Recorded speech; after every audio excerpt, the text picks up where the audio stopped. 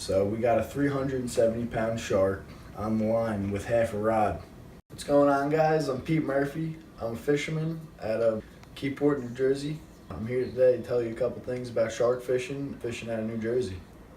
So my grandfather was a big fisherman. He had a boat, which I got started on. After he passed away, my dad was a fisherman a little bit, and my cousins were really big into it. So I caught on from them, and since I'm a kid, it's stuck. And I've really pursued it as a career in Jersey, and I live right next to the ocean and bay, so it was a perfect place.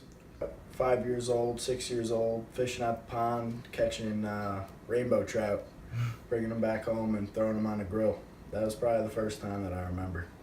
The biggest prize fish for me was probably a 370-pound thresher shark.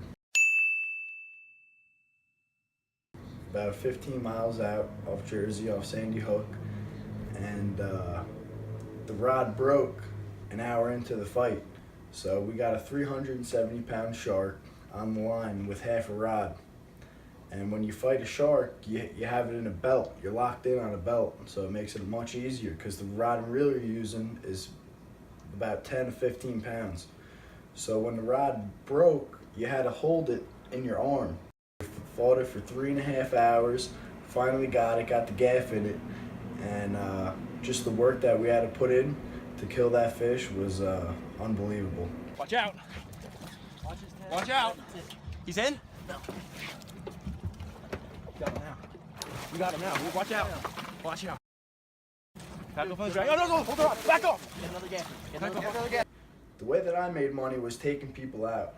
So we were a private charter, so we would take out his friends and they would pay me to rig up all the baits, catch the fish for him, fillet the fish. I brought out some really cool people. I brought out Buddy Cake Boss and his crew from the TV show, and we brought them out. We put them on tuna, mahi, and it was unbelievable. And you could only imagine the amount of money that you're making taking out those type of clients, and you're taking them out for over 16 hours.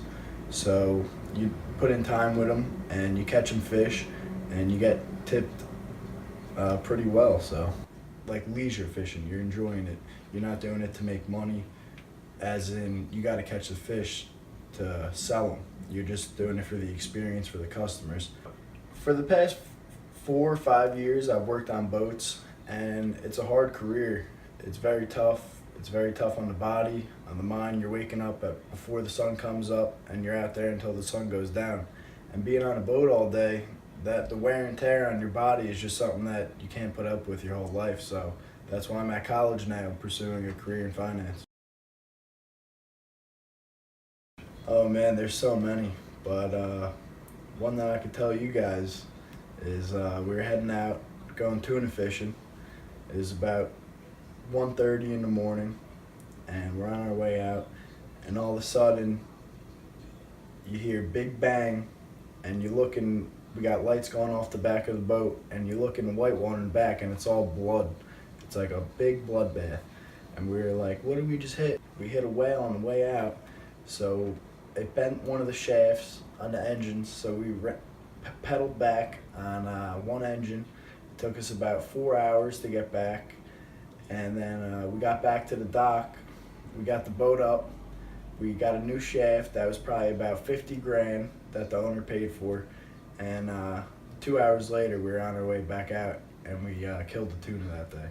It was nice talking to you guys today, and I'll be out catching a big one tomorrow. Oh man, if I was going to give anyone advice on fishing, it'd be stay at the dock.